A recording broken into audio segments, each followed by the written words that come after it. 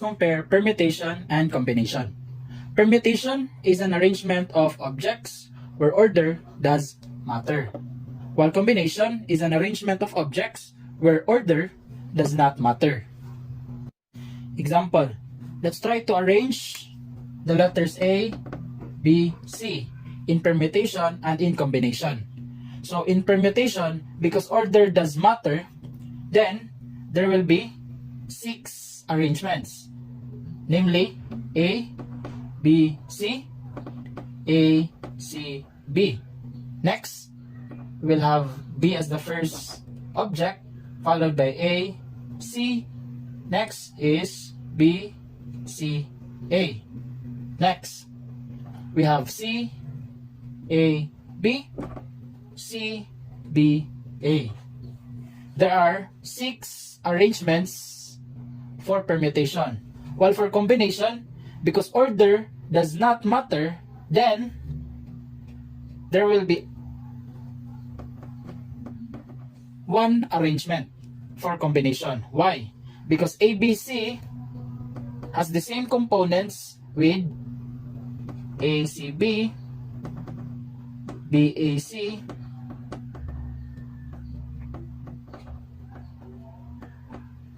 BCA, CAB, CBA. The elements of each arrangements are just the same. They have A, they have B's, and they have C's. So, there is only 1 arrangement for combination. While for permutation, there are 6 arrangements.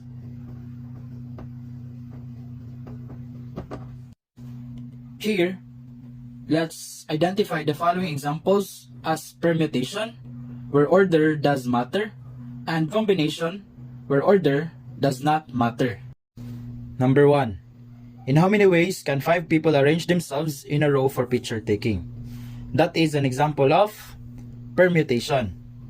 Because when you arrange them in a row, the order of the persons or the 5 people is important. So how to solve this one? We will use the formula.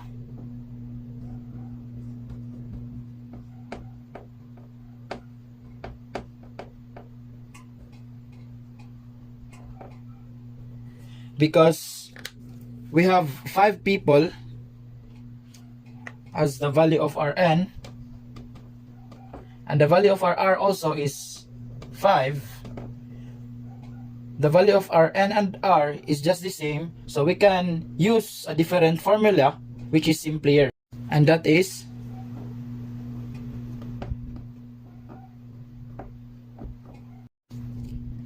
as you can see in the denominator, 5 minus 5 is just 0, and 0 factorial is 1. So, we can just write it as n factorial. So, for number 1, the solution for that one is 5 factorial, and 5 factorial is 120. Number 2, if a combination lock must contain 5 different digits, in how many ways can a code be formed from the digits 0 to 9? That is an example of permutation again. Why? Because when you have a combination lock, though the name of the lock is combination, the concept that is being applied there is permutation, because the order of the digits is important. If you're going to solve that one, you will use the formula.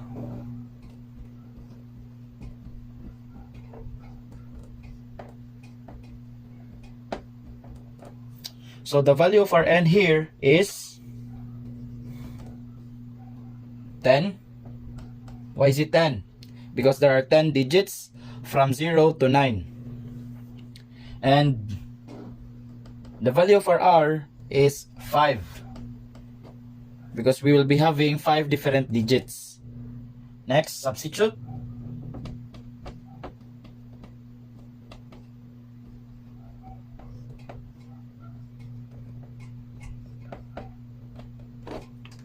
10 factorial is 3,628,800.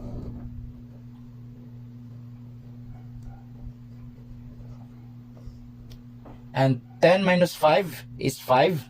And 5 factorial is 120. Divide them. 3,628,800 divided by 120 is 30,240. And don't forget to write the unit, which is ways. Number 3. In how many ways can a committee of 4 members be chosen from a group of 30 members?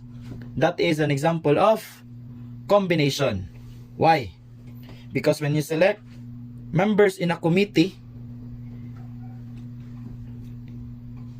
the order of selecting them is not important as long as you select 4 members in the committee.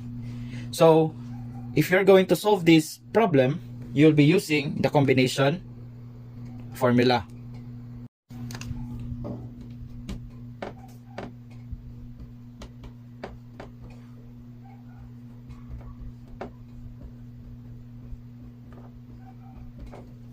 The formula for combination is somehow the same with the formula for permutation. What is just being added in the combination is the r factorial. So, the same concept. The value for n is 30, which is the total number of objects. And then, the value for r is 4, the number of objects taken at a time. So, substitute.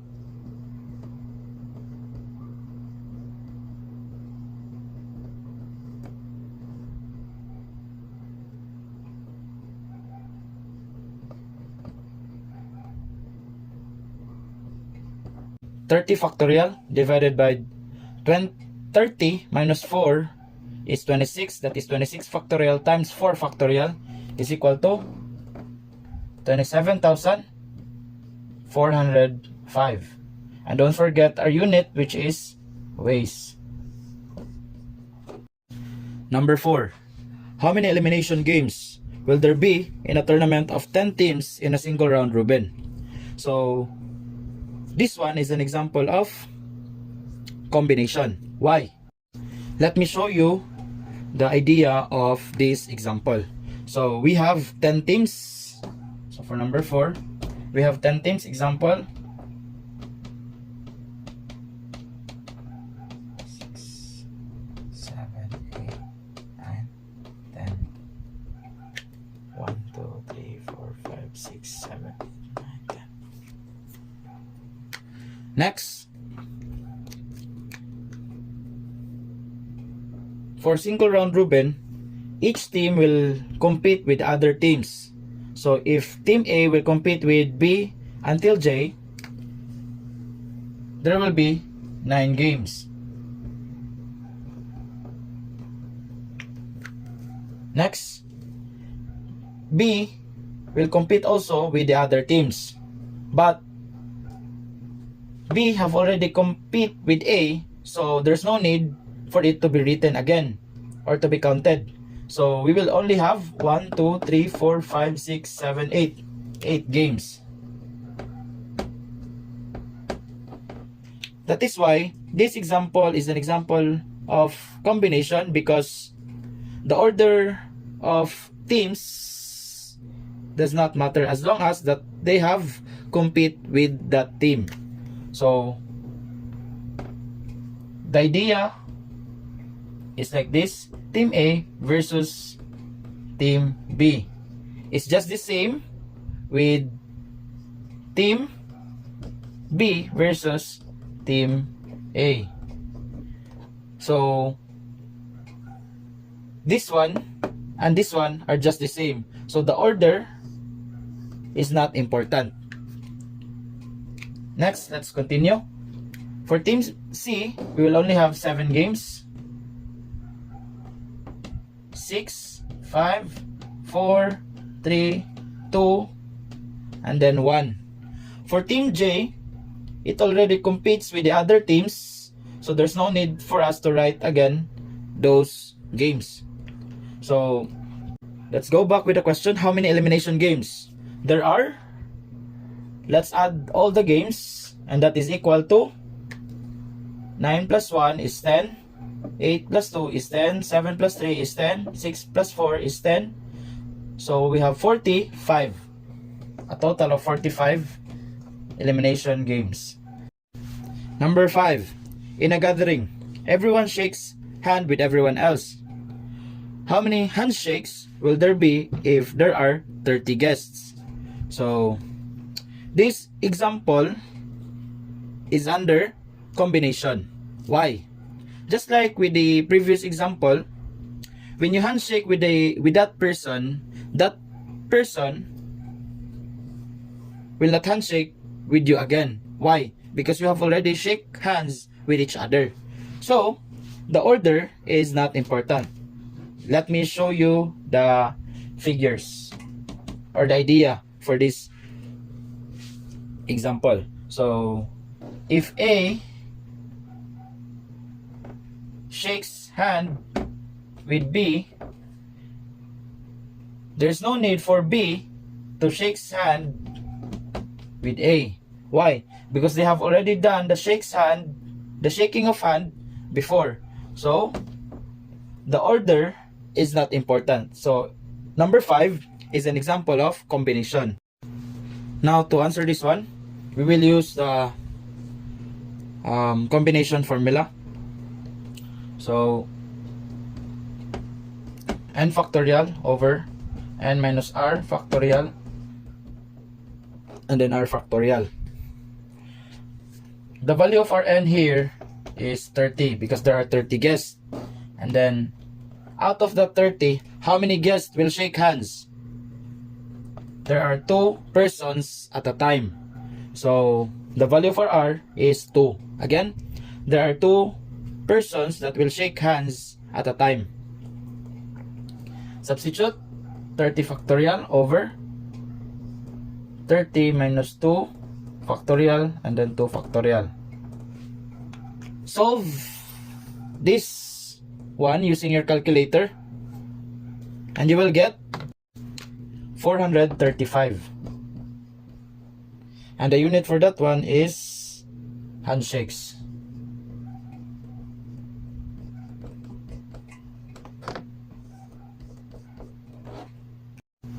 You can also solve this example manually.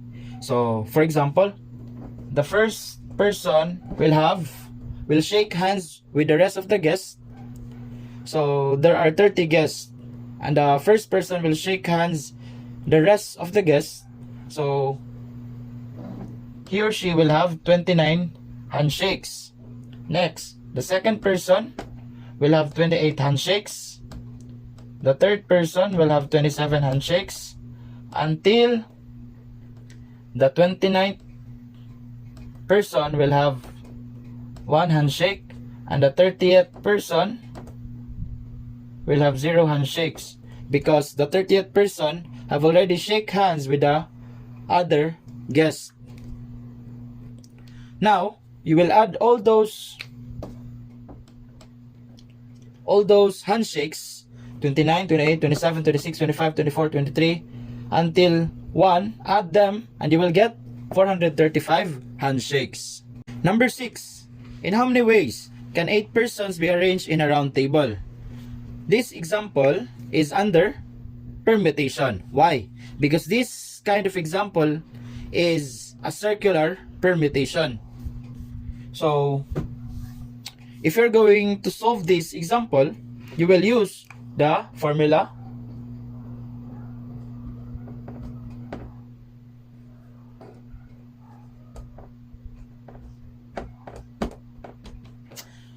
circular permutation. Circular permutation is equal to n minus 1 factorial. So the value of our n here is 8. So we have 8 minus 1 factorial. And 8 minus 1 is 7. 7 factorial is 5040. And don't forget the unit, which is ways. Number 7. how many 4-digit number can be formed from the digits 1, 3, 5, 6, 8, and 9 if no repetition is allowed. So this problem is under permutation. Why? Because the order of the numbers in our 4-digit number is important. So if you are going to solve this problem, you will be using the formula number 7. Permutation of n taking r at a time is equal to n factorial over n minus r factorial. Next, what is the value for n? The value for n here is the number of digits that can be used. We have 1, 3, 5, 6, 8, and 9. So there are 6 digits. Next, r, the number of digits that is being used. So we have a 4-digit number. So there are 4 numbers or 4 digits. Next, substitute.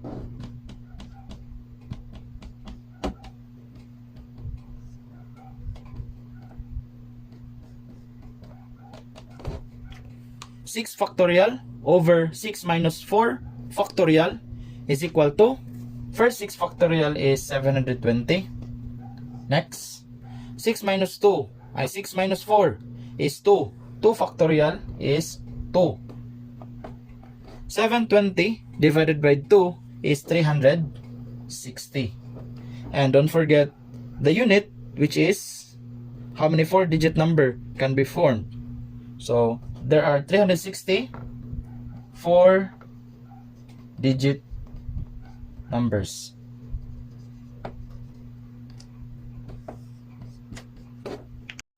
Number 8. How many ways can 6 people be seated in a round table if 2 people insist on sitting beside each other? So this example is under permutation. Why? Because it is under circular permutation with restriction. So we will be using the formula for circular permutation but with a twist. So number 8, we have circular permutation is equal to n minus 1 factorial. Because there is a condition here, which is there are 2 people that insist on sitting beside each other. Example, we have A, B, C, D, E, F. There are 6 persons. Now, if A and B insist to sit beside each other, then we can count A and B as 1. So if A and B is counted as 1, there will be 5 persons already. Because A and B will always sit beside each other when we exchange them. Now, the value of our n here is 5 minus 1. That becomes 4. And then put the factorial. 4 factorial is equal to 24. The unit for number 8 is ways. Number 9. 7 twins want to have their pictures taken. In how many ways can they arrange themselves in a row if they must stand anywhere? So, this example is under permutation. Why? Because when you arrange them in a row, the order of these persons is important. Now, if we are going to solve this example, we will use permutation formula. So,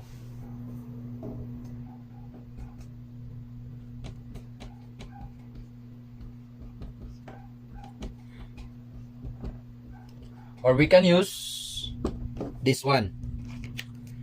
We will use this one if n and r, if the values of n and r is not the same.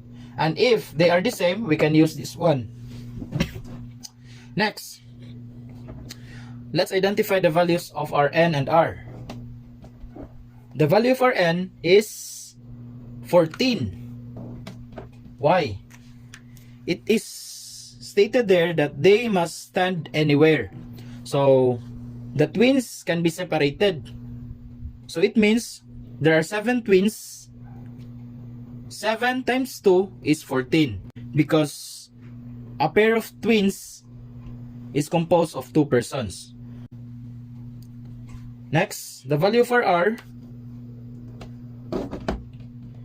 is still 14. Why? Because we will be arranging all of them in a row. So we will be using 14. Because N and R is the same, we can use this formula. 14 factorial is equal to 87,178,291,200. Again, don't forget the unit, which is ways.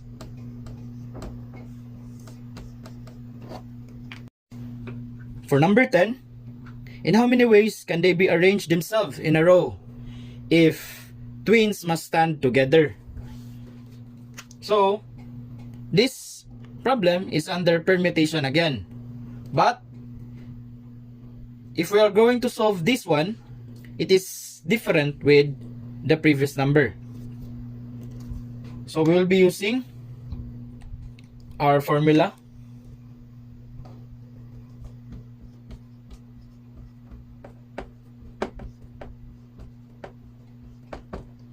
Or we could use n factorial. That's for number 10. Next, let's have the values of our n and r. The value for n is 7.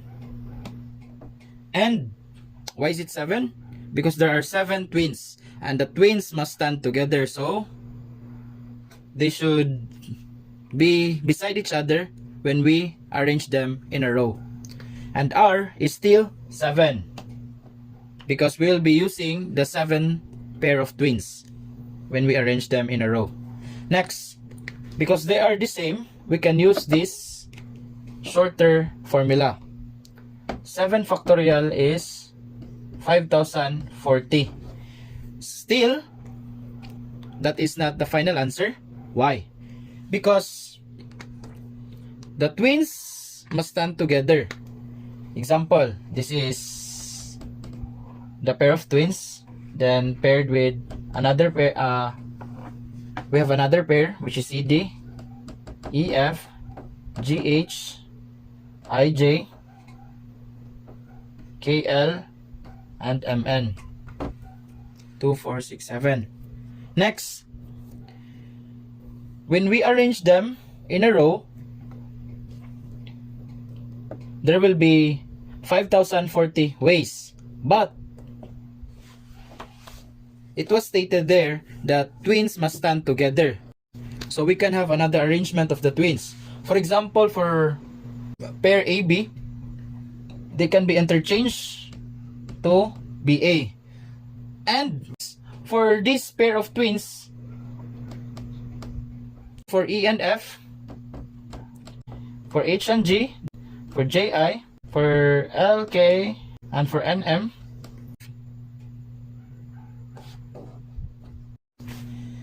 that's all for week 5. I hope you've learned something new. Thank you for watching and see you next time. Bye-bye.